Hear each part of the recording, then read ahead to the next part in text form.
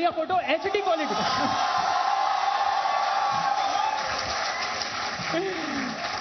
2011 अप्रैल 2011, मतलब जो लोग भी उस टाइम पर जिंदा थे, मुझे लगता है कि मतलब उस टाइम पर जो कैसा लोग आदमी है ये? मतलब सब लोगों के लिए बहुत बड़ा मोमेंट था। इरफान भाई आपसे शुरू नहीं करूंगा, रमीज भाई आपसे शुरू करूंगा। आप इस मोमेंट पर कहां थे और ये मोमेंट आप कौन सी टीम को सपोर्ट कर रहे थे? देखिए, जब पाकिस्तान फाइनल में नहीं आता तो कमेंटेटर्स की भी छुट्टी हो जाती है। तो ये मैंने मैच जो है वो कवर नहीं किया था, मगर ये वर्ल्ड कप कवर किया था जी जी। और ऑब्वियसली जज्बात दिखाते हैं कि बहुत बड़ा इवेंट था और क्लियरली इंडिया बहुत अच्छी टीम थी, पर अभी भी है। रमीज भाई, आप सपोर्ट किसे कर रहे थे इस दिन जब ये फाइनल हो रहा था? कर रहे भी रहे थे? देखिए, दोनों एशियन टीम थी, राइट? श्रीलंका को रहा था। मेरे ख्याल से पॉलिटिकली करेक्ट होना है, भारत को कर रहा था। यार रमीज भाई तो इतना पॉलिटिकली करेक्ट हो गए, इंडिया भी नहीं बोल रहे, भारत बोल रहे हैं। भारत। अच्छा, मुझे समझ नहीं आती है क्योंकि मैं कोशिश भी नहीं करता हूं और ये वर्ड जो है ना ऑटोमेटिकली निकलता है जी। सो क्योंकि जब भी हम आपस में भी बात करते थे कि किससे खेल रहे हैं तो हम कहते थे भारत से खेल रहे हैं। जी। सो ये मुझे नहीं समझ आती, इस पे तालियां क्यों बज रही हैं? नहीं, पॉइंट नोटेड सर। यहाँ पर थोड़ा सा मतलब इस चीज के ऊपर हमारे इंडिया भी नहीं बोल सकता, इंडिया भारत के इंटरनल जोक्स हैं। लेकिन इरफान भाई आप इस वर्ल्ड कप टीम का हिस्सा नहीं थे, आपके बड़े भाई इस वर्ल्ड कप के टीम का हिस्सा थे। आप कहां थे इस मोमेंट? अड्डियां जोड़ रहा था, मेरी कमर टूटी हुई थी जी। तो मैं उसको ठीक कर रहा था। मैं एनसीए में था और पूरी जोश से भारत को सपोर्ट कर रहा था और डिसअपॉइंटेड भी था मैं, क्योंकि मैं इस टीम का हिस्सा नहीं था, क्योंकि उससे पहले मेरा करियर बड़ा सही चल रहा था। हम 2007 में वर्ल्ड कप जीते थे और एक दिल में ना थोड़ा सा मलाल भी था, क्योंकि 2011 तो हम जीते थे, लेकिन 2007 में T20 वर्ल्ड कप जीतने से पहले जो हाल हमारा हुआ था वेस्ट इंडीज में, वो 50 ओवर के वर्ल्ड कप में, तो एक बड़ा मलाल था कि यार ये टीम का मैं हिस्सा नहीं हूं जो एक वर्ल्ड चैंपियन बनी है। हाल उसके अंदर सिर्फ इंडिया का नहीं हुआ था, वो पाकिस्तान का भी वैसे ही हुआ था। वो भी उतनी पहले राउंड में ही बाहर चले गए थे। नहीं, मैं तो अपनी बात कर रहा हूँ। लेकिन इरफान भाई, ये आपने कहा कि आप एनसीए में थे, ये एनसीए में क्या खास बात है जो जाता है ये बाहर क्यों नहीं आता है वापस निकल के? देखिए, ये तो मुझे ये लगता है कि बहुत अनफॉर्चुनेट है कि जो एक्चुअली काम किया जाता है एनसीए में, वो लोग थोड़ा सा सोशल मीडिया पे कुछ अलग तरीके से बयां करते हैं, क्योंकि चोट लगना और प्लेयर्स का इंजर्ड होना वो जाहिरी बात है, वो होना ही है। लोग सोफे पे बैठे बैठे इंजर्ड हो जाते हैं। हाँ, तो आज ये बंदा तो क्रिकेट खेल रहा है, बॉलिंग कर रहा है, बैटिंग कर रहा है और ऐसे काम कर रहा है जो फिजिक्स हमारी बनाई गई है, जो बॉडी बनाई गई है, वो वैसे बनाई नहीं गई है जिस तरह से क्रिकेट में हम इस्तेमाल करते हैं बॉडी को, आड़ा टेढ़ा भागना, वो जोर लगाना, उसके बाद आपको इंजर्ड होना। लेकिन एनसीए में वाकई में इतना बढ़िया काम होता है जिसका रिजल्ट दिखता है, पर हम उसके बारे में बात नहीं करते। जैसे एक छोटा एग्जांपल है केएल राहुल की जो भी बैटिंग है ना, जो अभी बैटिंग कर रहा है इंजर्ड होने के बाद, वो एनसीए में उसने इतना काम किया है जिसके रिजल्ट आपको दिख रहे हैं, लेकिन क्या काम किया वो आपको नहीं पता है। बिल्कुल। हाँ, लेकिन क्योंकि कोई लड़का चोटिल हो जाता है दोबारा वापस आके, तो फिर हम एनसीए को बदनाम करते हैं। तो आई थिंक ये मेरे लिए बड़ा जरूरी था, क्योंकि मैं भी जाते रहता हूँ एनसीए में, बतौर इंजर्ड प्लेयर जाता था, अब बतौर कोच जाता हूँ। आई कैन सी मतलब बिहाइंड द सीन क्या काम होता है। बिल्कुल। तो चलिए अब दूसरी इमेज की तरफ चलते हैं, दूसरी इमेज को प्ले कर देते हैं। ये इमेज देख लेते हैं रमीज भाई। 1992 वर्ल्ड कप। रमीज भाई, पाकिस्तान की फॉर्म इस वर्ल्ड कप में कुछ खास अच्छी नहीं चल रही थी, पर वर्ल्ड कप आपने जीता। ये एक्चुअली ओरिजिनल कुदरत का निजाम ये था क्या, जिसकी हम बात करते हैं बहुत ज्यादा? जकी भाई, ये ऊपर वाले का हाथ था खासा इसमें, क्योंकि इससे पहले की स्टोरी खासी इंटरेस्टिंग है, क्योंकि हम कोई सबसे पहली टीम थी जो लैंड की थी ऑस्ट्रेलिया में, क्योंकि हम हमेशा मार खाते थे ऑस्ट्रेलिया में, सो एक्लिमेटाइज करना था। सो हम कोई 6 या 7 प्रैक्टिस मैच खेले, हम सब हार गए। सो उसके बाद पहले 5 मैच हम हारे और उसके बाद फिर जो है वो आई थिंक वर्ल्ड कप में असल में आप थ्रू हाइज एंड लोज जाते हैं। सो आपका जो ग्राफ है ना वो ऐसे नहीं रहता है। सो ये समझना है सारी टीम्स को इस वर्ल्ड कप में भी कि परफॉर्मेंस ऊपर नीचे होगी, तो आपको टीम को इकट्ठा रखना है, क्योंकि हारने से तोड़फोड़ होती है।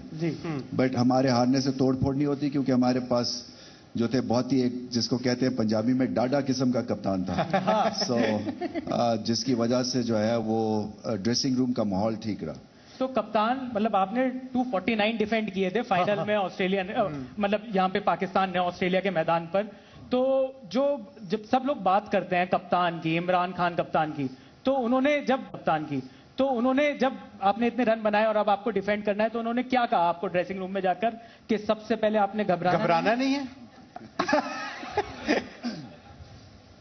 देखिए, उससे पहले ही उन्होंने रिजल्ट अनाउंस कर दिया था टॉस के ऊपर, क्योंकि वो बॉडी लैंग्वेज को रीड अच्छा करते थे और मैनरिज्म्स में बहुत बिलीव करते हैं वो। सो जब वो वापस आए तो एक तो हमारी शॉर्टेस्ट टीम मीटिंग थी, इसलिए कि 90,000 लोग थे उस वक्त, रिकॉर्ड क्राउड था वो। उन्होंने कहा हमारे करियर्स में पता नहीं ऐसा मौका फिर आना नहीं आना, और अभी तक नहीं आया। खैर कि आप जाएं और एंजॉय करें।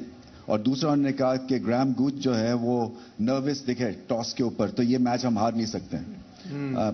तो उनकी जो, और फिर ये कि टॉस जीत के पहले बैटिंग करना, और ये भी इंपॉर्टेंट होता है बड़े मैचेस में फिर, और हम चेज अच्छा करते ही नहीं थे उस वक्त। सो 249 विनिंग स्कोर है, अब तो 20 ओवर में कर देती है टीम। बिल्कुल। तो चलिए अब अगली इमेज की तरफ चल लेते हैं। नेक्स्ट इमेज प्ले करिए प्लीज। ओए होए, इरफान भाई, वर्ल्ड कप का final, man of the match, ये तो हर बच्चा जब क्रिकेट खेलना शुरू करता है तो जो पहला सपना देखता होगा वो यही सोचता होगा कि वर्ल्ड कप के फाइनल में मैन ऑफ द मैच में। आप कितनी बार बन चुके हैं, नहीं बताओ पहले? मैंने तो कई बार, मैं 15-20 बार तो मैं ये सपना देख चुका हूं इस फिटनेस के साथ। ये गली क्रिकेट में इनको बीच का बिच्छू भी नहीं बनाते थे। मतलब कितना बड़ा मोमेंट था ये आपके लिए? आई थिंक मेरे करियर के सबसे जो टॉप वाली परफॉर्मेंस की अगर बात करें तो वो ये था। उसका रीजन, इससे ज्यादा विकेट मैंने लिए, हैट्रिक भी लिए, लेकिन जो कंट्रीब्यूशन वो 3 विकेटों का था हमारी ये वर्ल्ड कप विक्ट्री का, क्योंकि हमें नहीं पता था, ना तो हमारे पे किसी ने दांव लगाया था ये जो भारतीय टीम आ रही है, पहला T20 विश्व कप हो रहा है और वो जीतेगी, किसी को नहीं पता था। हम खुद भी एक्सपेक्ट तो नहीं कर रहे थे स्टार्टिंग में। जैसे जैसे हम खेलते गए उतना हमारा कॉन्फिडेंस बढ़ता गया। लेकिन सबसे बड़ी बात यह थी कि मैं ये वर्ल्ड कप से पहले टीम में नहीं था जी। जो टीम इंग्लैंड में जाके जीती थी उसका हिस्सा नहीं था मैं। जो वनडे मैचेस भी जिस तरह से खेली थी भारत, और बहुत बढ़िया तरीके से टेस्ट मैचेस में भी बढ़िया परफॉर्मेंस किया था, तो मैं डिसअपॉइंटेड था। मैं इंडिया ए मैचेस खेल के आ रहा था, और जैसे ही वो पहला मैच पाकिस्तान के खिलाफ हुआ, सुपर ओवर में गए थे, वहां से लेके बॉल आउट में, हाँ बॉल आउट, सुपर ओवर, या सुपर ओवर जहन में आता है। बॉल आउट से लेके बाकी जितने भी मैचेस थे सब में मैं लगातार अच्छी बॉलिंग कर रहा था, और मेरा रोल भी बड़ा मुख्तलिफ था। मैं नई गेंद से गेंदबाजी नहीं कर रहा था। तो आप इमेजिन करिए कि पहले 3 साल के करियर में मैंने नई गेंद से गेंदबाजी की, और मुझे कहा गया कि आप आइए फर्स्ट चेंज बॉलिंग करिए और उसमें अपना दमखम दिखाइए। तो फिर मैंने वेरिएशन पे ज्यादा जोर दिया और अपने आप को थोड़ा सा अलग किरदार में ढालने की कोशिश की। और सेमीफाइनल से पहले तक मैं जहन में सिर्फ यही सोचता था कि यार इतनी अच्छी बॉलिंग हो रही है, कोई ऐसा मैच बदलने वाला परफॉर्मेंस कब आएगा जहां पे मैं 2 विकेट ले रहा हूं, 3 विकेट ले रहा हूं, ब्रेक थ्रू दिला रहा हूं पुरानी गेंद के साथ। लेकिन ये खुदा का करना था कि वो वक्त आया, पाकिस्तान के सामने आया, और ऐसी मैच में आया जहां पे आज तक इतने साल हो गए लोग अभी भी याद करते हैं। बिल्कुल यार इरफान भाई, मतलब बहुत बढ़िया था वो। आपने 3 विकेट निकाले, बहुत इंपॉर्टेंट विकेट्स थे, लेकिन तब भी बहुत लोग कहते हैं कि वो उस मैच में man of the match Gautam गंभीर को होना चाहिए था। ये क्यों ले जाते हैं लोग उनसे मैन ऑफ द मैच का अवार्ड? मतलब बड़े मैच में बड़े सारे रन लगाने वाले गौतम भाई, नहीं, उनका मैन ऑफ द मैच चला जाता है। बहुत लोग क्या, मैं खुद कहता हूं। अरे मैं खुद कहता हूं। सी, उसका रीजन यह है कि वो जो पिच थी ना, वो पिच थोड़ी स्लो पिच थी, स्कोर ज्यादा हुआ नहीं था। अगर आप फाइनल में 150 रन बनाते हो ना 20 ओवर की मैच में, तो कोई भी यहां पे बैठा कहेगा यार ये तो चेज हो जाने चाहिए, राइट। पर वो 150 रन भी ना बनते अगर 75 रन ना आते गौतम गंभीर के। और जिस शिद्दत के साथ उसने बल्लेबाजी की थी, मैं आज तक एक बार नहीं बार कह चुका हूं कि अगर उस मैच का कोई असली मैन ऑफ द मैच था तो वो गौतम गंभीर था। गंभीर भाई, लेकिन इरफान भाई, मैन ऑफ द मैच तो आप बन गए। ऐसा लोग कहते हैं कि आपके पास कोई एक्स्ट्रा मोटिवेशन भी थी उस दिन, क्योंकि आपके घर के एक स्पेशल मेंबर डेब्यू कर रहे थे उस मैच में, जिनको हम यूसुफ पठान नाम से जानते हैं, बड़े क्रिकेटर इंडिया के। सीधा फाइनल में डेब्यू बड़े भैया को करा दिया। देखिए, अब पठान फैमिली के 4 हाथ 4 पैर जुड़े हो, वो भी बड़ौदा की पठान फैमिली, तो फिर इंडिया को तो जीतना ही था।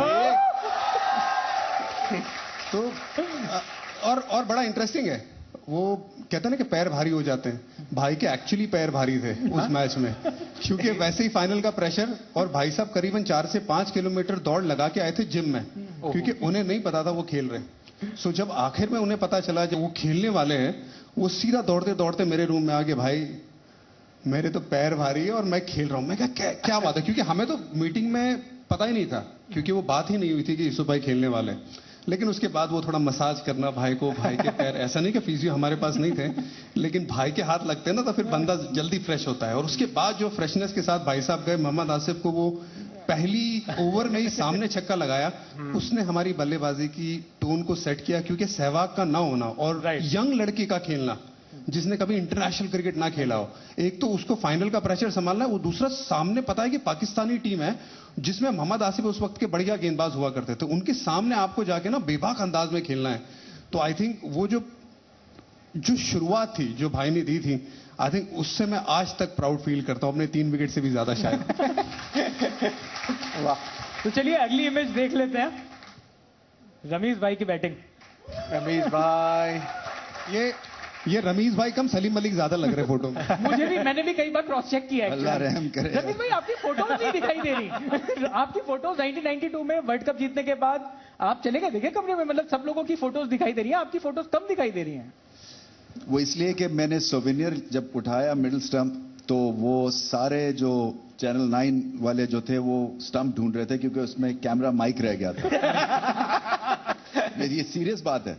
सो फिर इसलिए वो मेरे पीछे पीछे थे और मैं आगे आगे था। बट उस वक्त देखें, उस वक्त ना सोशल मीडिया था, ना आपके पता नहीं मोबाइल फोन भी नहीं था। सो आपकी जो है ना एक प्रेजेंस उस वक्त बड़ी महदूद सी थी, लिमिटेड सी। पर आपकी बैटिंग की बात करते हैं, आप कह रहे पाकिस्तान की बैटिंग नहीं चल रही थी, पर इन्होंने 2 सेंचुरीज मारी थी भाई उस वर्ल्ड कप में। तो आप हैरान क्यों हो रहे हैं? नहीं, मैं ये कह रहा हूं कि वहां पर जब बात वगैरह हम आपसे ज्यादा ही टैलेंटेड था। नहीं रमीज भाई, पर मैं ये पूछना चाहता हूं कि जो आपकी बैटिंग परफॉर्मेंस आई और न्यूजीलैंड के अगेंस्ट बड़ी बैटिंग परफॉर्मेंस आई, आपको क्या लगता है कौन सी बैटिंग परफॉर्मेंस ज्यादा बड़ी थी, वो सेंचुरी या फिर वो जो सेमीफाइनल में आपकी जो इनिंग थी? देखिए पर्सनली उस वक्त वेस्ट इंडीज के अगेंस्ट सेंचुरी करना बहुत बड़े एक एजाज था, क्योंकि उनकी फास्ट बॉलिंग बहुत ही अच्छी थी। जब आप मेलकम मार्शल कंपनी को खेलते हैं तो एक तो वो था, और उससे पहले पाकिस्तान के किसी बल्लेबाज ने सेंचुरी नहीं की थी वेस्ट इंडीज के अगेंस्ट। एक तो वो था मेरे लिए important period. But I guess जो सेमीफाइनल की इनिंग्स थी वो इंपॉर्टेंट थी, वो इसलिए कि वो डू और डाई सिचुएशन थी, हमें टॉप ऑर्डर को फंक्शन करना था, और वो खैर उसके बाद इंजमाम उल हक ने मेला लूटा था। जी, तो चलिए अब नेक्स्ट इमेज देख लेते हैं। इरफान भाई, इरफान भाई आपको याद है किसकी विकेट ये थी? किसकी विकेट थी पहले तो आप ये बताओ। शाहिद अफरीदी की। तो शाहिद अफरीदी की विकेट लेने में एक अलग मजा आता था क्या? मतलब 0 पर आउट किया आपने उन्हें? वो कई बार किया है। लेकिन क्योंकि देखिए शाहिद अफरीदी ऐसा खिलाड़ी था उस दौर का कि वो कभी भी गेम पलट सकता था। वो अगर वो क्रीज पे आए, इसका मतलब वो पहली गेंद पे भी छक्का लगा सकता है, और अगर वो सेट हो गया तो 4-5 छक्के 2-3 ओवर में लगाना कोई बड़ी मुश्किल बात नहीं थी उस बल्लेबाज के लिए। और ये बात हम सब जानते थे। बतौर भारतीय टीम, हमारी टीम में भी बात हुई थी कि क्या प्लान होगा। धोनी का एकदम सिंपल प्लान था कि अगर शाहिद अफरीदी बल्लेबाजी करने आया तो एक ही गेंदबाज सबसे पहले गेंदबाजी करेगा, वो है इरफान पठान। क्योंकि इससे पहले करीबन मुझे याद है 5-6 बार आउट कर चुका था, तो थोड़ा अपने करियर में जो भी 10-11 बार आउट हुआ है वो प्रैक्टिस मैचेस वगैरह मिला के। तो शाहिद अफरीदी का तो ये था यार कि पठानों की लड़ाई है। उसके जहन में हमेशा ये रहता है कि यार उसे लगता था कि भाई असली पठान मैं हूं। मैंने कभी ये बात बोली नहीं, लेकिन मैं हमेशा जब भी बॉलिंग करता था मैं जुबान से नहीं अपनी गेंद से बताऊंगा, और फिर बाद में वो रिजल्ट देखने को मिलता था। और जो प्लानिंग के साथ हमने उसे आउट किया था, क्योंकि मुझे याद है अगर आपने वो मैच देखा होगा तो ज्यादातर धोनी ने मुझे विकेट कीपिंग की पूरे विश्व कप में भी। अगर मैं 140 भी टच कर रहा हूं ऊपर चढ़ के, लेकिन वो पर्टिकुलर बॉल के लिए मैंने कहा माही तू पीछे जा, मैं इसको बाउंसर डालने वाला हूं। जस्ट थोड़ा सा मैं उसे दिखाना चाहता हूं कि भले ही स्लो पिच है लेकिन मैं सर पे देने वाला हूं गेंद, और भले ही वाइड हो जाए या कुछ भी हो जाए। वो मेरी प्लानिंग थी। मैंने बाकायदा बाउंसर डाला, और फिर उसके बाद मेरा पूरा ट्रैप था कि मैं थोड़ा बाहर, ऑफ स्टंप के बाहर, वो थोड़ा बॉल घुमाने वाला बॉल डालूंगा। और मुझे यकीन था कि ये बंदा डिफेंस नहीं करने वाला है। अगर गेंद आगे दिखेगी, क्योंकि बैकफुट पे पहली गेंद पे धकेला है मैंने, तो वो घुमाएगा ही घुमाएगा, और सिचुएशन पे डिमांड कर रही थी। क्योंकि वो मैच ऐसा था जैसे एक प्रॉपर मूवी का ड्रामा होता है ना, कभी इस तरफ कभी उस तरफ, वो पूरा सीसॉर वाला गेम था। कई बार ऐसा लगा कि ये मैच पाकिस्तान निकाल जाएगा, और कई बार उसी में पल आए कि हम बहुत आगे। तो वहां पे उस विकेट लेने का मतलब हम बहुत हद तक उस गेम में आ गए थे वापस। तो इरफान भाई, आपने 3 विकेट्स ली थी इस फाइनल के अंदर। शोएब मलिक भी थे, अफरीदी भी थे, यासिर अराफात भी थे। आपकी फेवरेट कौन सी थी इन तीनों में से? अफरीदी की विकेट। अफरीदी। क्योंकि देखिए, आप कोई भी आप बल्लेबाज से पूछिए कि अभी रमीज भाई ने बताया कि सामने वाली जो टीम में जो गेंदबाज होते हैं ना, फिर उसके सामने आप जो पर्सनल कंट्रीब्यूशन करते हो, इवेंचुअली कि आप ये चाहते हैं कि आपका मुल्क जीते, टीम जीते और आपको ट्रॉफी मिले। क्योंकि आपने जितने भी मैन ऑफ द मैच ली, आज हम बात कर रहे हैं हमारी या रमीज भाई की, तो ये बात नहीं करे कि हमने कितने मैन ऑफ द मैचेस ले लिए, कितने रन बना दिए, कितने विकेटें ले ली। हम बात करें कि ट्रॉफी जीती है, इस वजह से आपको मंच पे बुलाया गया है। हर किसी का मन यही होता है कि यार हम एज ए टीम किस तरह से जीतते हैं, और उसमें अगर आपने कुछ ऐसे कारनामे कर दिए जिसपे सीधा मैच के रिजल्ट पे असर होता है, तो फिर जाहिर सी बात है सवाल पूछने की बात नहीं। अफरीदी का विकेट सबसे स्पेशल। लेकिन ये मैचअप जैसे आप कह रहे हो कि उस टाइम पे एक तरीके से धोनी भाई ने ये सोचा कि आप वर्सेस अफरीदी, ये मैचअप्स की बात हम आज ज्यादा सोचते हैं, आज ज्यादा करते हैं, तब भी उतनी ज्यादा हो रही थी 2007 में भी। यार ये तो सोशल मीडिया के जमाने में ये कहा जाता है कि यार ये इसका दिमाग कंप्यूटर की तरह चलता है, ये बड़ा तेज कैप्टन है। इससे पहले भी लोग क्रिकेट खेल के गए, इसके बाद भी आएंगे, और सब अपना दिमाग लगाते थे, और तभी तो आप वर्ल्ड चैंपियन बने। आज यकीन मानिए, कपिल पाजी ने वो वर्ल्ड कप जीतने में जितना दिमाग लगाया होगा वो शायद किसी ने नहीं लगाया होगा 1983 में। क्योंकि वो जमाने में तो किसी ने मौका नहीं दिया था कि 1983 में वेस्ट इंडीज के खिलाफ जो धुरंधर खिलाड़ी होते थे उसमें इंडिया जीतेगा 1983 का वर्ल्ड कप। तो कितना दिमाग लगाया होगा। बस हमारे पास तब सोशल मीडिया नहीं था, तो उनकी असली किस्से कहानी नहीं है। हर बार हर कोई चीज जब बड़ी होती है ना, उसमें दिमाग लगाया ही जाता है, और हर किसी ने लगाया। तो भाई इस सेगमेंट की लास्ट 3 इमेजेस जो बहुत स्पेशल इमेजेस हैं, वो अब हम प्ले करने वाले हैं। नेक्स्ट इमेज देख लेते हैं। ये 2007 T20 वर्ल्ड कप आखिरी सबसे पहले मैं एक्चुअली ये पूछना चाहूंगा दोनों से, आप दोनों कमेंटेटर्स हो, लाइन क्या थी जो रवि शास्त्री जी ने आइकॉनिक लाइन बोली थी, वो आप बता दीजिए। लाइन से पहले वो जाने दीजिए। हाँ। रमीज भाई सोच रहे क्यों मिसबा क्यों। तो चलिए रवीश भाई आप बताएं, क्या रिएक्शन क्या था इस शॉट पर आपका? मेरा ख्याल मैं और रवि शास्त्री कमेंट्री कर रहे थे उस वक्त। Up in the air and such a stupid shot. Probably. ये तो आपके मन की बात है। नहीं, मन में तो और ज्यादा बोल दिया होगा रमेश भाई। स्टूपिड तो नहीं बोला होगा कम से कम। असल में वो मैच इतना जबरदस्त हो रहा था कि उस वक्त ये नहीं था कि कौन जीता या कौन हारा है, बिकॉज उसमें जैसे अभी इरफान ने बात की, ड्रामा था जी, मैसिव ड्रामा था। हर 5-10 मिनट के बाद गेम बदल रही थी। बट मिसबा ने अच्छी इनिंग्स खेली थी, एंड तक ले गए थे। और ये सीधी अगर हिट मारते हो, सीधी बड़ी जोर से हिट मारते हैं, तो ये चालाकी की जरूरत ना पड़ती। बिल्कुल बिल्कुल। तो इरफान भाई, लेकिन जब हम लोग ये मैच देख रहे थे, तो वो जो व्यूइंग एंगल था उसमें हमें लगा कि ये तो छक्का हो गया। हाँ। आप लोग ग्राउंड पर थे, कमेंटेटर्स की हमने बात सुन ली, आप लोग ग्राउंड पर थे, आपके मन में क्या चल रहा था कि श्रीशांत भाई तो कैच पकड़ लेगा ना? देखिए, जो एंगल पे आप लोग को दिख रहा था ना, क्योंकि कुछ ही एंगल दिखा सकते हैं, जाहिर सी बात है एक वक्त पे एक ही एंगल आपको दिखता है। मैं खड़ा हुआ था स्क्वायर लेग, जो फील्डर ऊपर होता है ना वहां पे, तो वहां से तो मुझे बराबर दिख रहा था, क्योंकि एकदम करीब था, 38 सर्कल में था मैं। और जब वो मिसबाउल हक उस तरफ गए और उन्होंने जो लैप शॉट खेला, मुझे यकीन था कि ये बाउंड्री नहीं जा पाएगी। उसका रीजन एक तो जो हमारे स्पीड के लिहाज से उस वक्त जो गेंदबाजी हो रही थी, जोगिंदर शर्मा कर रहे थे, और जोगिंदर शर्मा की जो ताकत थी वो लाइन लेन ताकत थी, स्पीड उनकी ताकत नहीं थी। तो जो वो शॉट खेला, एक तो बड़ी खुशी हुई मुझे क्योंकि उन्होंने वो लैप शॉट खेला। अक्सर लैप शॉट खेला जाता है गति का यूज करने के लिए, पेस यूज करने के लिए। अब वो इतनी ज्यादा थी नहीं, स्लो पिच भी थी, तो मुझे यकीन था कि ये नहीं जाने वाली। हवा में थी जब तक गेंद, तब तक सांस अटकी हुई थी। और बाई चांस इरफान भाई, बाई चांस, अच्छा हुआ, भगवान का शुक्र है नहीं छूटी। अगर छूट जाती श्रीशांत से वो कैच, आपने क्या हाल करना था? भाई मैंने 3 विकेट लिए, तूने कैच छोड़ दी एंड मोमेंट पे। नहीं, तब आप ऐसे नहीं सोचते, लेकिन अगर वो कैच छूट भी जाती तो भी ऐसा नहीं था कि मैच हार गए तो उसके बाद भी मौका मिला गेंदें बची हुई थी। ये देखिए नसीब में था कि भाई हमारे नसीब में वो पहली वर्ल्ड कप की ट्रॉफी थी। अब वो चाहे वो खराब शॉट से आती या अच्छी गेंद से आती, आनी थी तो आई। बिल्कुल, तो इरफान भाई कह रहे हैं मौका था और मौके की भी बात करेंगे अभी। अगली इमेज पहले प्ले करते हैं।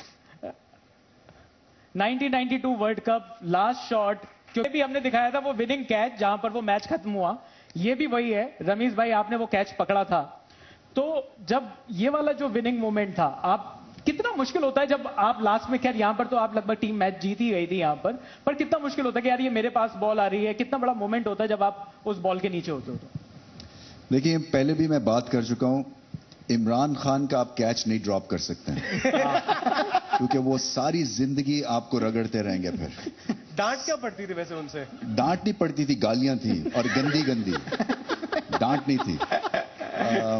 सो जब वो गेंद गया और वो छत जितना ऊंचा कैच था, आसानी से एक हाथ से भी कर लेते, मगर एक तो इमरान खान का था और उन्होंने कहा कैच इट, और उसके बाद मैं देख रहा था कि वो सोविनियर के तौर पे विकेट्स ऑलरेडी जो हैं वो ले ली थी, लड़कों ने उठा ली थी। मैंने कहा ये अगर एक तो इमरान खान की बॉलिंग है, कैच छूट गया तो मेरी सख्त बेइज्जती है और वापस विकेट्स लगेंगी तो क्या होगा। सो उस लिहाज से थोड़ा सा प्रेशर क्रिएट हो गया था। बट मोमेंट ऐसा है, उस वक्त आपको याद भी नहीं होता है कि वो हिस्ट्री में जाके वो बार बार रिपीट होगी एक चीज, क्योंकि आपने तो एक काम करना था। तो यही हुआ। तो चलिए हमने दो आइकॉनिक इमेजेस आपको दिखाई जिसमें जो कैच था वहां पर वो मैच खत्म हुआ। एक और आइकॉनिक इमेज है और मैं सच बता रहा हूं ये इमेज किसी के पास नहीं है, सिर्फ हमारे पास ये इमेज एक्सक्लूसिव इमेज है। 2011 वर्ल्ड कप, प्लीज प्ले करिए। ये जो बॉल है ये बड़ौदा जाकर गिरी थी, इरफान भाई ने कैच करी थी।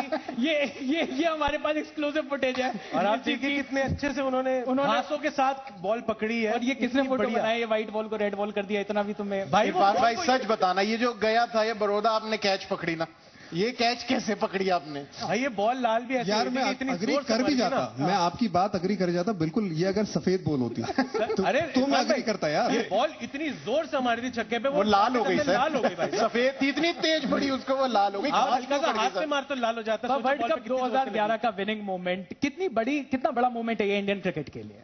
बहुत सारी बातों के लिहाज से ये बहुत बड़ा मोमेंट है। उसका रीजन ये भी है कि जहां पे अभी इंडियन क्रिकेट खड़ा है, 2011 से पहले कई चीजें हुई थी, जैसे आईपीएल का शुरू होना, क्योंकि आईपीएल ने इंडियन क्रिकेट को बहुत आगे लेके गया। लेकिन उसमें यह बात है कि आईपीएल अगर हो रहा है, मतलब बहुत सारे cricketers, south Africa, England, Australia, Sri Lanka, ये सारे आके हमारे घर में लगभग 2.5 महीना क्रिकेट खेलते जी। इसका मतलब हमारी कंडीशंस को उस वक्त के आसपास ना बड़े अच्छे से भांपते, और वो चीज उससे पहले नहीं थी 2008 से पहले।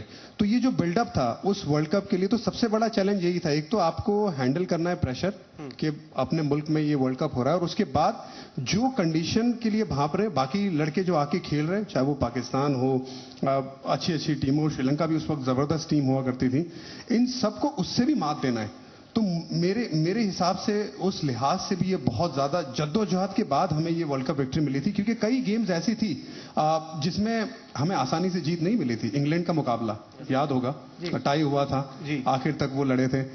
उसके बाद ऑस्ट्रेलिया का जो मुकाबला हम जीते थे वो भी आसान नहीं था, और कंडीशन का आपको नॉलेज होना और उसके साथ आपको लड़ना, और खुद ही के घर में, तो और ज्यादा बड़ा चैलेंज हो जाता है। और जाहिर सी बात है सचिन तेंदुलकर का वो एक लौता विश्व कप जीतना, देखिए ये हमारे लिए भी बड़ा इमोशनल पल था जब हम बाहर बैठ के भी देख रहे थे, क्योंकि महान सचिन तेंदुलकर के साथ में ड्रेसिंग रूम, उनके साथ वक्त बिताना, उनके साथ वक्त बिताना, सीखना, बहुत कुछ होना, तो एक इमोशनल जुड़ाव हो ही जाता है, जैसे फैंस को होता है, हम क्रिकेटर्स को भी होता है कि यार इस बंदे के लिए वर्ल्ड कप जीतना है, भारत के लिए जीतना जरूर है, टीम के लिए जीतना जरूर है, लेकिन यार इनके हाथ में वर्ल्ड कप नहीं आया, चलो पूरी जान लगाते। और सारी टीम वही कर रही थी। तो बहुत, जैसे मैंने ये बातें बताई, इसके अलावा भी इतनी चीजें थी जिसके लिहाज से वो भारत का विश्व कप जीतना कई मायनों में बहुत ऊपर आता है। बिल्कुल। तो चलिए अब हमने, हाँ बिल्कुल, हमने सचिन तेंदुलकर के लिए वर्ल्ड कप जीता, भारत के महानतम खिलाड़ी, एक बार तालियां हो जाए उनके लिए। सचिन। अभी हमने थोड़ी यादों की बात करी, अब इंडिया पाकिस्तान के ऊपर आ जाते हैं। इंडिया पाकिस्तान के जो मैचेस हैं इनके बारे में थोड़ी सी बात कर लेते हैं। दोनों देश बहुत सारे मैचेस हुए हैं रमीज भाई, 7 मैचेस हुए हैं अभी तक वर्ल्ड कप में इंडिया और पाकिस्तान के। पाकिस्तान एक भी मैच नहीं जीती। ये मैं ट्रोल नहीं कर रहा, ये मैं फैक्ट बता रहा हूं। लेकिन यहां पर इस बार आपको क्या लग रहा है रमीज भाई कि क्या होने वाला है? बाबर आजम इस बार पाकिस्तान की कप्तानी करने वाले। बाबर आजम से याद आया, बाबर आजम और आपका जो प्यार का रिश्ता है, आपने एक बार कमेंट्री में कह दिया कि मैं बाबर आजम से शादी करना चाहता हूं।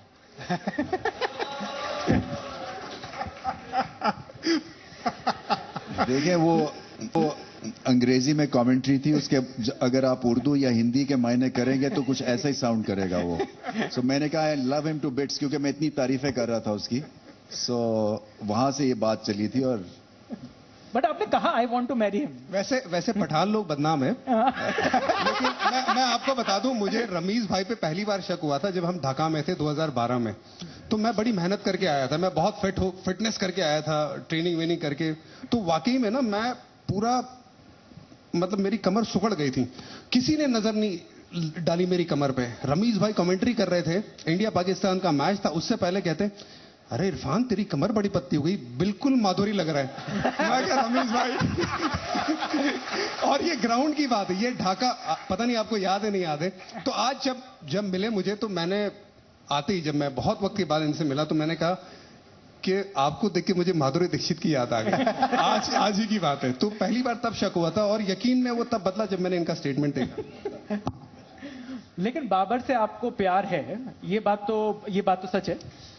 देखें, वो उन्होंने पाकिस्तान क्रिकेट को यहां से यहां उठा दिया है, और दुनिया के मानी गिरामी बैट्समैन है। देखें, हमारे यहां जब बाबर आजम जैसे क्लासी बैट्समैन पैदा होते हैं तो हम ज्यादा एक्साइटेड हो जाते हैं, इसलिए कि कोई हमारी रिच हिस्ट्री नहीं है ग्रेट बल्लेबाज प्रोड्यूस करने में। इंडिया की है, सो इंडिया इतने नहीं एक्साइटेड होते हैं जब कोई भी नया बल्लेबाज आता है। शुभमन गिल जैसे हैं, बहुत बड़ा टैलेंट है, मगर ठीक है, और 5-6 और भी उसी क्लास के या बडिंग क्रिकेटर्स होंगे। हमारे यहाँ जब ऐसा निकलता है जैसे कि आप कोई मारे ना कुल्हाड़ी और सडनली तेल निकल आए और एक्साइटमेंट होती है, तो ऐसे होता है बाबर आजम को देख के। सो इसलिए आज से उन्होंने क्रिकेट को, इस टीम को संभाला हुआ है। जी। हाइज एंड लोज जो है वो उन्होंने बड़े अच्छी तरह से डील किए, और 28 साल की उम्र में माना कि अभी उनकी और तरबियत होनी है कप्तानी के हिसाब से, मगर जो उन्होंने अचीव किया है, अब देखें कई सालों के बाद पाकिस्तान टीम कंपेटिटिव है अगेंस्ट इंडिया। ये पहले नहीं होता था, पहले वन साइडेड अफेयर था, 7-8 साल मार पड़ी है। सो अब ये होता है कि मुकाबला अच्छा होता है, और ये उनको बहुत क्रेडिट जाता है इसमें। पर रमीज भाई, मतलब बाबर को आप इतना पसंद करते हैं, पर आपने कहा इमरान खान जैसे, मतलब उनसे थर-थर कांपते थे सब लोग। तो आपको बाबर के अंदर भी क्या इमरान खान जैसे लीडर नजर आते कि जो वर्ल्ड कप को मतलब चाहे तोड़ के ले जाए लेकिन लेके जाए वर्ल्ड कप? देखिए, इमरान खान जो है ना वो लेवल और था। एक तो मैं उनको अगर डिस्क्राइब करूं तो ये एक तो पठान मेंटालिटी, ये रेजिलियंस होते हैं, ये हार्ड वर्किंग होते हैं, और फिर ऑक्सफोर्ड की बैकग्राउंड है, और फिर क्रिकेट। और मैंने ये नोट किया, ये सचिन तेंदुलकर में भी नोट किया, ये विव रिचर्ड्स में भी नोट किया, जितने ये ग्रेट्स ऑफ द गेम होते हैं ना, इनकी जो चाह होती है ना क्रिकेट की, वो 10वीं जमात के तालिब इल्म जैसी होती है। वो जो है ना, वो हर वक्त ईट ड्रिंक स्लीप क्रिकेट वाली बात है। तो वही इमरान खान की थी, और वो एक मकसद था उनका, और मकसद आई थिंक गोल भी रखना बड़ा जरूरी है। जैसे ये कह रहे थे ना, सचिन तेंदुलकर के लिए वर्ल्ड कप जीते हैं, तो उनका हॉस्पिटल के लिए हम वर्ल्ड कप जीते थे। सो क्योंकि बार बार वो ये हमें बताते थे कि हम ये हार ही नहीं सकते क्योंकि मेरा हॉस्पिटल बनना है। सो मगर बाबर आजम जो हैं वो कप्तानी लीडरशिप के हिसाब से मैं समझता हूं कि और बेहतर हो सकते हैं, मगर अभी यंगस्टर हैं। देखिए, तीनों फॉर्मेट्स का प्रेशर उठाए हुए हैं वो, T20 की भी कप्तानी करते हैं, टेस्ट क्रिकेट की भी और वनडे की भी, और ये उनका बड़ा एक टेस्ट है। वर्ल्ड कप जो है वो ये इनका मेक और ब्रेक है, और मैं समझता हूं कि वो उनको प्रेशर लेना आता है, और उनके पास टीम भी है। आपने ऑक्सफोर्ड बैकग्राउंड की बात करी, मैं थोड़ा सा इंग्लिश के बारे में बात करना चाहता हूं, क्योंकि पाकिस्तानी खिलाड़ियों की ट्रोलिंग होती है इंग्लिश बोलने पर। ये ट्रोलिंग क्या सही है? मतलब ये ट्रोलिंग, मतलब ये कितना फन है इसमें? मतलब एक बार को आप उमर अकमल की बात करें, उनकी इंग्लिश की PhD में थोड़ा सा फन लगता है, लेकिन बाकी लोगों में थोड़ा सा ट्रोलिंग ज्यादा, और ये कितना जरूरी है? इरफान भाई, आपसे भी पूछूंगा, इंग्लिश आना आज के लिए, आज की एज में फॉर अ क्रिकेटर कितना जरूरी है? नहीं, मैं नहीं मानता बिल्कुल भी जरूरी है। पर ट्रोलिंग तो होती है फिर। कमेंटेटर के लिए जरूरी है, प्लेयर के लिए नहीं है। प्लेयर किस वजह से खेलता है, अपने मुल्क को रिप्रेजेंट करता है, उसका ये टेस्ट नहीं लिया जाता कि भाई आपको इंग्लिश जुबान बोलना आनी चाहिए। अगर आपको आती है तो बेहतर है कि आप कम्युनिकेट कर सकते हैं, क्योंकि कई बार हमने देखा है कि बहुत सारे फिजियो बाहर से आते हैं। हमारे मुल्क में पहले फिजियो बाहर से आते थे, पैट्रिक फरहात आए। मैं जब इंडियन टीम में आया तब एंड्रू लीपस थे, ग्रेग